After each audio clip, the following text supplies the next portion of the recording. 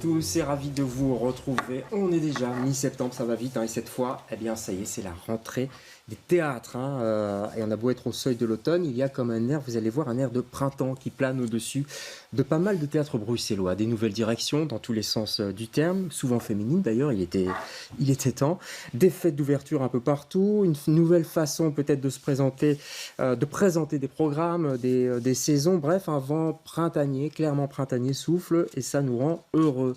Heureux d'autant plus que le Covid semble être relégué dans des archives qu'on n'a plus trop envie d'ouvrir. Bas les masques donc, il faut séduire le public, le ramener dans les salles avec de nouvelles propositions, mais sans en faire trop non plus. C'est un juste équilibre, parce que les enveloppes sont ce qu'elles sont, on va en parler.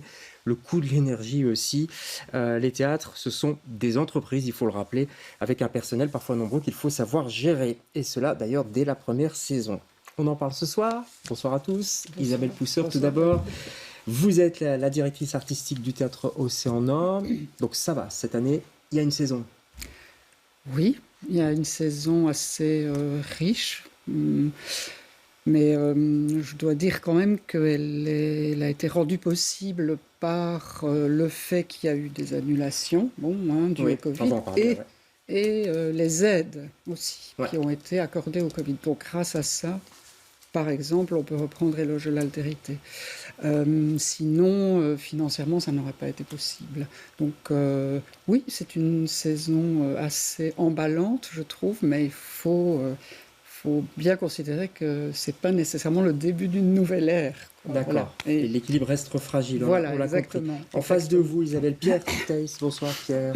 Bonsoir. Vous êtes le directeur général et artistique du Théâtre National Wallonie-Bruxelles. Vous insistez toujours pour qu'on le dise. D'ailleurs, pourquoi vous insistez à chaque fois ?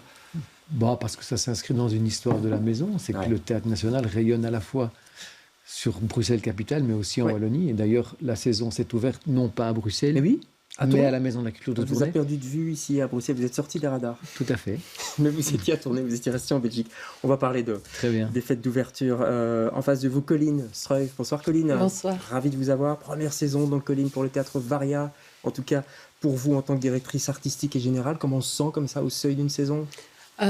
Très excitée en fait par le fait de pouvoir enfin dévoiler aux spectateurs et aux spectatrices un travail qui est mené au long cours et il y a quelque chose d'avoir l'impression de faire une crémaillère, je dirais, d'inviter tout le monde à venir voir ce qu'on a modifié, changé, rénové à l'intérieur du théâtre. Ça bouillonne depuis quelques mois, j'imagine, tout comme chez Cathy Minjung. Bonsoir Cathy. Bonsoir. Première saison aussi officielle ou Première vraie saison, puisque je suis arrivée il y a 2 ans, mais avec ces histoires de virus, là, je n'ai pas vraiment pu C'était mal faire tombé. une vraie première saison. Disons que celle-ci, c'est ma première vraie saison, complètement programmée en accord avec le projet pour le rideau. D'accord, on va voir tout ça. On va se dire qu'on ne va pas parler du mot virus. On va plus sortir ce mot, d'accord ? Il nous a tellement empesté quand même. C'est vrai, Pierre, non ? C'est clair. Allez, il est derrière nous. Le mot qu'on ne dit pas. Quelques images, on va être positif, quelques images de stadium, Pierre Teiss, pour commencer avec Mohamed El Khatib. Ses danseurs, il y a plein de gens ses acteurs, supporters sportifs. On est entre le foot, pourquoi pas, et le théâtre. Ce sera ce week-end 16 et 17 septembre, si je ne m'abuse, au National. Regardez un petit peu ce que ça va donner.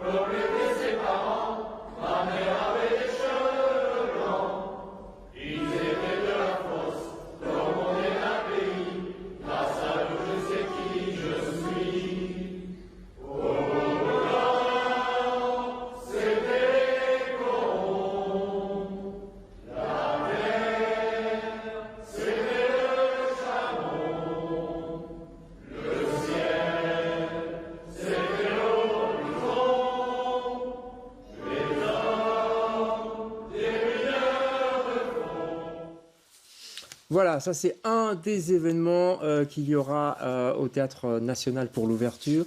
Et dans les autres théâtres, il y a évidemment aussi plein d'événements. C'est pas toujours la fête partout, on va en parler Isabelle, mais enfin globalement, il y a pas mal de fêtes d'ouverture. On sent qu'on veut relancer une machine qui s'était un peu grippée.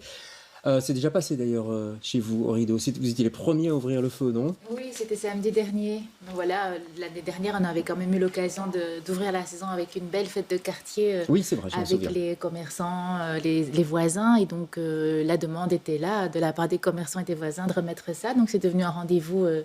C'est devenu un rendez-vous de quartier, cette ouverture de saison au Rideau. Et donc, on a fait ça samedi dernier, le 10 septembre, donc. Une fête de quartier avec les commerçants et les voisins. C'est important de s'inscrire dans un quartier? En tout cas, dans le quartier du Rideau, c'est important. Pourquoi? Oui, il y a vraiment un besoin parce qu'il y a une population qui vit là. Ouais. Le théâtre, le bâtiment est vraiment à l'intérieur du quartier. Donc, si on ne le dit pas, on ne sait pas forcément qu'il y a un théâtre. Il est vraiment encastré comme n'importe quelle autre maison dans le quartier d'un point de vue architectural. Un petit peu comme chez vous, Isabelle Poussor. Est-ce que vous, chez vous, enfin, je ne sais pas si vous dormez là, ça ne me regarde pas d'ailleurs. Quand même pas. Quoique. Mais vous êtes vraiment dans un quartier aussi. Il faut savoir que c'est là, les habitués le savent. Mais est-ce que vous communiquez avec les gens autour? Ah oui, oui, absolument. Bon, on ne fait plus de fête d'ouverture depuis quelques années parce que, simplement, étant donné le nombre de places qu'on a, autour de 100, on s'est rendu compte, enfin, je me suis rendu compte qu'en fait, on faisait ces fêtes entre nous, quoi. C'est-à-dire que venaient à ces fêtes les habitués du théâtre. Bon, c'était très sympathique, mais ça me demandait quand même 2-3 jours de travail, et je me suis dit, bon, si c'est pas pour toucher le public, ça n'a pas beaucoup de sens. Par contre, les liens avec le quartier se font à d'autres moments de la saison, pendant l'année, oui, de toutes sortes de manières. Un exemple? Eh bien, il y a eu une fête de quartier au mois de mai dernier qui a... oui, enfin, où il y avait des jeux, des rencontres, des enfants, des adolescents. Mais on fait aussi beaucoup de stages ou ateliers pour les enfants et adolescents du quartier. Au Varia, quand on passe rue du Cèpe, on est tous passés dans cette rue, enfin j'espère, on le remarque, le Varia, il est là.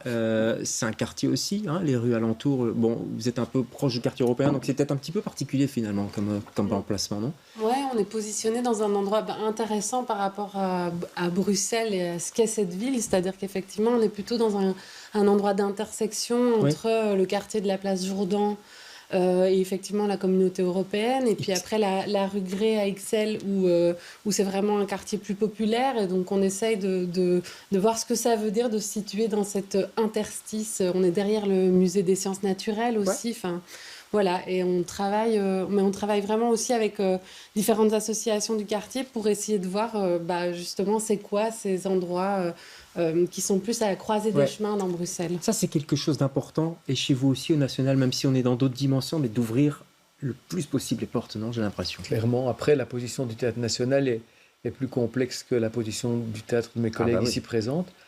On est quand même dans un no man's land qui se trouve à la fois à cheval entre le quartier nord et le cœur historique de Bruxelles. Il faut y aller, quoi. Il faut y aller. Le boulevard Jacquemin, où se situe le bâtiment, n'est pas spécialement une rue où les gens habitent, c'est plutôt une rue d'administration.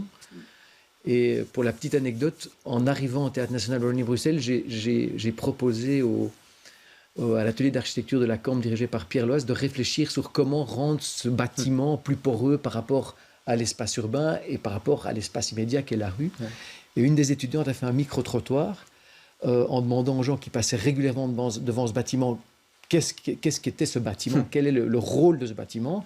Et la majorité des personnes interrogées n'ont jamais dit le mot théâtre. Jamais. Donc ça a été bien sûr une boîte d'assurance parce qu'on est entouré de nombreuses assurances, on ne va pas les citer. Le bâtiment qui pourrait se rapprocher le plus de notre core business, c'était une bibliothèque. Oui, je vois, elle est un petit peu en face.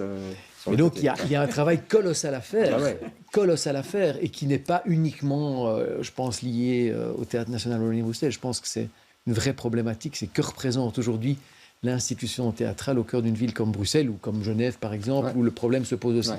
Ça pourrait faire tout un autre débat, évidemment. Alors, les fêtes d'ouverture, elles se succèdent, vous, on l'a dit, c'est ce week-end. C'est un week-end allongé, d'ailleurs, j'ai regardé les dates. Un week-end, en général, c'est 2 jours. Vous l'avez étiré. On a d'abord, comme je le disais, commencé à tourner. en collaboration avec la Maison de la Culture de Tournai. Pourquoi Tournai spécifiquement? C'est une question d'affinité, d'amitié, d'affinité territoriale aussi. Après, avec la maison, avec Anna Elkins, qui en plus a un projet qui veut justement travailler sur cette décentralisation. Elle veut travailler avec les 29 villages qui entourent l'agglomération de Tournai, ce qui, moi, se rapprochait aussi de mon projet. Et puis, là où ça devient plus intéressant, à mon sens, c'est que donc, je l'ai labellisé jour de fête, donc en référence aux semaines de fête du Théâtre National d'il y a de nombreuses années, qui étaient les tournées du Théâtre National à l'échelle de la Wallonie. Le jour de fête, la dimension fête est importante, mais sur les 5 ans de mon mandat, j'ai l'intention chaque fois d'ouvrir en preview à Bruxelles, dans une des 5 provinces wallonne, et chaque fois dans un lieu différent, en partenariat notamment avec le réseau des centres culturels. D'accord, pas oublier la province du Luxembourg aussi. Bien entendu, ce sera le cas sans doute saison prochaine. D'accord, on prend note. Les rendez-vous chez vous aussi, vous ouvrez avec Métamorphose pour l'automne, mais il y aura un rendez-vous comme ça à chaque saison? Oui, il y a dans mon projet l'idée de marquer quand même les moments de changement de saison, parce que j'ai l'impression que c'est des moments qui modifient aussi justement nos comportements, et donc notamment le comportement des spectateurs et des spectatrices, et donc de re-ritualiser en fait ces moments. Donc là, on ouvre pour l'équinoxe d'automne, et on refera un petit festival à l'équinoxe de printemps et au solstice d'été. Et donc là, c'est vraiment sur les 3 jours, du coup on est 22, 23, 24 de ce moment d'équinoxe où on ouvre le théâtre, et on ouvre aussi plusieurs espaces à l'intérieur du théâtre. Donc il y a des spectacles, mais il y a aussi des lectures, des conférences, des performances, pour faire quelque chose d'un peu festif. Alors on sent qu'il y a plein de choses, que ça bouillonne dans toutes vos institutions. Je vais poser une question qui fâche, est-ce qu'il n'y a pas un petit peu trop, est-ce qu'il n'y a pas un peu trop d'offres par rapport à la demande, si je puis dire? Et aussi, est-ce que vous êtes en concurrence ou pas? Je ne sais pas, entre par exemple le Rideau et le Varia, on n'est quand même pas trop loin géographiquement. Il n'y a jamais trop de théâtre, il n'y a jamais trop de fêtes. Non, mais ça c'est une belle parole, mais concrètement... Non, concrètement, non, il n'y en a jamais trop. Et voilà, on est vraiment en dialogue, justement, entre institutions plus ou moins voisines ou très proches, ce qui est le cas du Varia et du Rideau, pour que, justement, vivre ça ensemble, finalement... On sert toutes et tous quelque chose qui est plus grand que nous, qui est l'accès à la culture. Donc, moi, je suis heureuse si c'est rempli au Varia. Je veux dire, la mission, elle est accomplie. Et réciproquement, je pense, c'est ce qu'on essaie de construire tous ensemble et de servir tous et toutes ensemble. On est tous d'accord là-dessus, ici? Oui, moi, je pense qu'il y a de la place pour tout le monde, c'est certain. Il y a une demande pour tout le monde? Oui. Après, je pense que il y a aussi une nouvelle dynamique qui commence à naître de par justement l'arrivée à la tête de ces maisons, en tout cas par rapport au centre scénique, de nouvelles directions qui travaillent sans doute un peu différemment que nos prédécesseurs. Bon, alors moi j'avais quelqu'un de plus jeune avant moi, mais il est vrai que la dimension d'exclusivité, d'avoir la première, où on est très en échange de manière assez naturel entre nous, mais que ce soit à la fois avec les théâtres de Bruxelles et de Wallonie. Et je pense que ça change, que ce soit avec Virginie Demy à Namur, Colline, Cathy sur Bruxelles. Oui, vous êtes d'accord aussi avec ce... En partie. Allez, je suis d'accord avec l'idée qu'il n'y a jamais trop de théâtre ou jamais trop de fêtes, mais en même temps, il ne faut pas que ça soit au détriment de la qualité du travail, des équipes, du temps de travail, des conditions de travail. Et c'est parfois un peu le cas, pas nécessairement ici, c'est pas ce que je dis, mais je rencontre quand même beaucoup de jeunes créateurs ou créatrices qui n'ont pas de temps de répétition, qui n'ont pas de salle de répétition, etc. Et ce sont des problèmes auxquels on peut répondre, nous, parce qu'on a 3 salles et qu'on fait des résidences, etc. Mais là, par contre, je trouve qu'il y a un manque de dialogue et d'observation. Entre qui et qui, Isabelle? Entre les directions de théâtre et les artistes eux-mêmes? Entre les différentes directions. Le problème ce que nous, on vit, par exemple, sur cette possibilité d'offrir du temps, des résidences, etc., quelque chose qui ne nous est pas particulièrement reconnu par la fédération, par le cabinet, etc. J'espère que ça le sera. C'est pas reconnu, ça veut dire qu'on ne vous donne pas un sou pour ça? Non, mais on peut dire ça, d'une certaine manière. Disons-le franco. Donc, voilà, on soutient des artistes en leur donnant 2, 3, 4, 5, parfois 6 semaines de travail. et des artistes qui vont parfois créer leur spectacle ailleurs. Et ce sont des choses dont moi, personnellement, oui, je voudrais parler. Je vous vois, Colline, acquiescer. Vous êtes d'accord avec ça par rapport au soutien des artistes? Vous êtes attentive à ça? Je suis d'accord avec ça, mais je suis aussi d'accord avec ce que dit Pierre. C'est que je crois quand même qu'il y a une volonté là de mettre au centre de la table les problématiques qu'on rencontre en commun et de collaborer sur ces questions et de faire ensemble. C'est-à-dire aussi de se dire tout d'un coup, de ne pas avoir chasse gardée sur des artistes, tout en gardant des identités, mais quand même de pouvoir se dire, non, s'il y a des artistes qui présentent un travail qui intéresse plusieurs institutions à Bruxelles ou en Wallonie, comment on fait pour se mettre ensemble? Et donc, j'ai quand même la sensation que cette idée de collaboration, d'être ensemble au service des artistes de la Fédération Wallonie-Bruxelles existe réellement et est en train de se construire. D'accord, mais sur le fait d'être attentif aux artistes, on le sait, depuis des mois, ils vont pas trop bien, c'est le moins qu'on puisse dire. Il y a vraiment des problèmes d'emploi, de reconnaissance, de statut, etc. Est-ce que, du côté des directions, vous êtes attentive à ça et qu'est-ce que vous pouvez faire finalement? Qu'est-ce que vous avez en main comme levier, Cathy? En tout cas, on est attentif et la base déjà, c'est de discuter et de rencontrer ces artistes et de pas rester nous au sein des institutions à discuter entre nous du problème des artistes. Oui. C'est de parler ensemble et justement à partir de là, on peut voir ce qu'on peut mettre en place ensemble et se mobiliser aussi ensemble pour ça veut dire quoi se mobiliser ensemble? Ça veut dire aller aux manifs aussi avec eux, etc. C'est-à-dire que d'être plutôt chacun et chacune dans notre combat personnel et intime. Légitime, tout à fait légitime. C'est peut-être trouver le point d'intersection où on peut se mobiliser ensemble et donc être plus fort sur un problème global et qui concerne tout le monde. La précarité, le statut d'artiste, tout ça. Ne pas se tromper de lutte, en fait. Ouais. C'est ça Oui, je comprends. Pierre Theiss, vous êtes d'accord là-dessus? D'accord, mais pour rebondir sur ce qu'Isabelle disait, oui, là, par exemple, il y a clairement pénurie de salles pour des travaux de recherche, de résidence, de création. Le Théâtre National a un cahier des charges profondément lourd, très lourd. On doit X nombre de représentations par saison, 200 représentations par saison, ce qui, évidemment, prive une partie de nos plateaux de travail de laboratoire et de résidence. C'est un vrai souci. Après, je pense que, comme le disait Cathy, là où il est important qu'on se rencontre, c'est sur ce point d'intersection entre la communauté des artistes avec laquelle on travaille et l'institution. Je pense qu'il y a tout à gagner de ce mariage. Et on en discutait il y a quelques jours avec Colline, elle en parlera peut-être mieux que moi. Je pense que ce mariage et ce point d'intersection renforce la professionnalisation du secteur. Et c'est là-dessus qu'il faut jouer, et c'est là-dessus qu'il faut se battre. Ouais. Je voudrais qu'on se concentre un peu sur vos premières saisons. Bon, vous, c'est pas la première, Isabelle, on a compris. Mais c'est une belle saison. Pour la 27e. Qui se rend. 26e, 27, on compte plus à un moment donné. Est-ce que c'est flippant? Parce qu'il faut plaire au public, il faut plaire aussi à son conseil d'administration, qui vous avez fait confiance, il ne faut pas rater le coche, quoi. Est-ce que, voilà, c'est un moment un petit peu flippant quand on va proposer sa saison, sa programmation? C'est pas le mot. Flippant, non. Moi, je pense que comme, en fait, quelque part, la première saison, elle est très plus jouissive que flippante, puisque c'est comme la première réalisation d'un dessin qu'on a mené. Je veux dire, pour arriver à une direction de théâtre, on porte un projet qui est large et qui est à long terme et qui dessine quelque chose dans le temps, et tout d'un coup, on peut faire la première ébauche de ce qu'on veut défendre à l'intérieur d'une institution, de ce qu'on veut proposer aux spectateurs et aux spectatrices.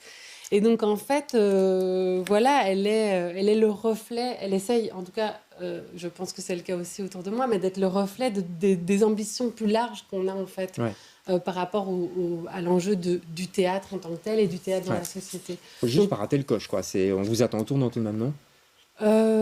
Personnellement, j'ai l'impression d'avoir plutôt un terrain qui me permet en fait de travailler. Ouais. Cathy, même ambiance au rideau? Oui, je ne le vois pas comme un objet de jugement potentiel, je le vois vraiment comme le partage d'un projet, le partage d'un rêve au départ qui est devenu projet. Ouais. Et donc en ça, c'est vraiment réjouissant. Ouais. Ouais. Sur vos valeurs aussi, le fait que vous soyez femme, jeune, on va dire ça. Est-ce que ça se ressent? Est-ce que vous avez fait attention à ça? Essayer de prendre par exemple des metteuses en scène, en particulier des autrices, ou pas du tout? Enfin, je sais pas, quelle est votre approche par rapport à ça? moi, je ne fais pas attention en préambule. Par contre, il y a un endroit de vigilance. Après, quand c'est dessiné, je me dis, on va quand même regarder où on en est dans cette histoire-là. Mais ce n'est pas un critère que je me donne en préambule à des choix. D'accord. Chez vous aussi, pareil? Oui, en fait, je dirais que si on constate avec du recul, on verra qu'il y a beaucoup de femmes programmées, par exemple, mais c'est pas que c'est un objet en soi d'attention. Ça fait partie de mon histoire, de mon bagage, de ce avec quoi je viens.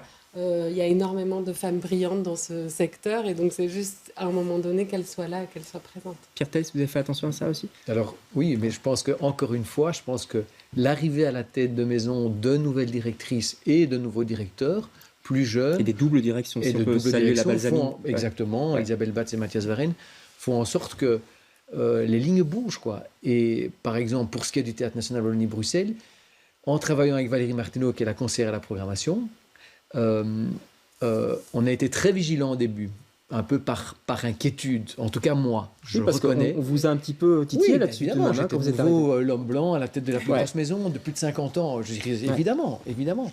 Et donc, on a... Ça vous fait rire, Isabelle? Oui, c'est normal, non? Oui, bien sûr, c'est tout à fait normal.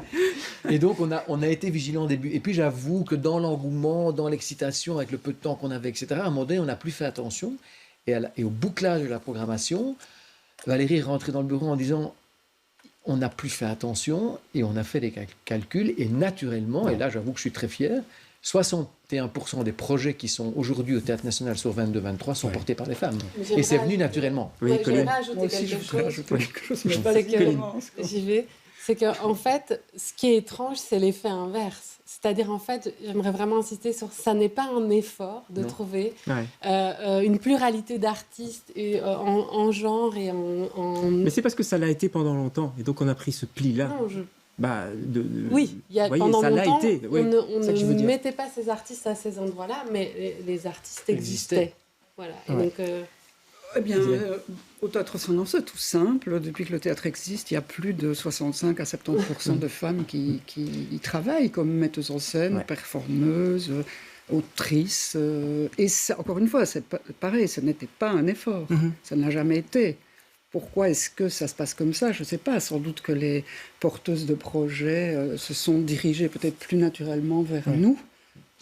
Voilà, et que de saison en saison, c'est devenu... Isabelle, j'aurais bien aimé avoir votre regard aussi sur toutes ces nouvelles directions qui se sont installées. Vous avez bien un avis, un point de vue. Effectivement, les lignes bougent, comme dit Pierre Theis. Vous, quel est votre regard là-dessus? Je suis très contente, en fait. Enfin, je trouve ça super que les directions changent. D'abord, ces directions-là, en tout cas, ces institutions-là, moi je ne me considère pas tout à fait comme une institution, c'est un peu différent. Puis j'ai ouvert le lieu, donc bon, enfin voilà, ça pose des questions dont on ne va pas parler maintenant, mais qui sont réelles actuellement. Non, c'est très excitant, c'est très ça donne beaucoup de désir, je crois. J'espère que les spectateurs et les spectatrices le vivent aussi comme ça. Et beaucoup d'espoir. Les spectateurs, ils doivent revenir, notamment les jeunes. J'ai l'impression que dans vos façons de communiquer, sur les sites internet, sur les sites du théâtre, sur les réseaux sociaux, etc., vous vous adressez beaucoup aux jeunes. Les spectacles s'ouvrent, il y a de la danse, du slam, de la poésie. Est-ce que c'est un public que vous visez particulièrement? Je ne sais pas qui veut répondre. Cathy? On vise tout le monde. Oui, mais, voilà. mais Après, de façon plus peut-être pointue. que c'est dans la communication, dans le choix de la programmation, ce qui a changé, c'est pas tout à coup qu'on s'est dit on vise les jeunes. C'est qu'on s'est rendu compte que peut-être on ne leur parlait pas suffisamment et que tout à coup on s'est dit il serait temps de les inclure dans nos adresses, dans nos communications et voilà, c'est plutôt dans ce sens-là que la réflexion elle a été menée. Ouais, parce qu'on avait tendance à dire aussi que le public du théâtre, c'est un théâtre qu'on retrouve dans les autothéâtres, c'est un petit peu toujours les mêmes, etc. Comment on renouvelle le public? Comment on va chercher d'autres publics? Colline, vaste question. Hein. Oui, vous avez 30 secondes. 30 secondes.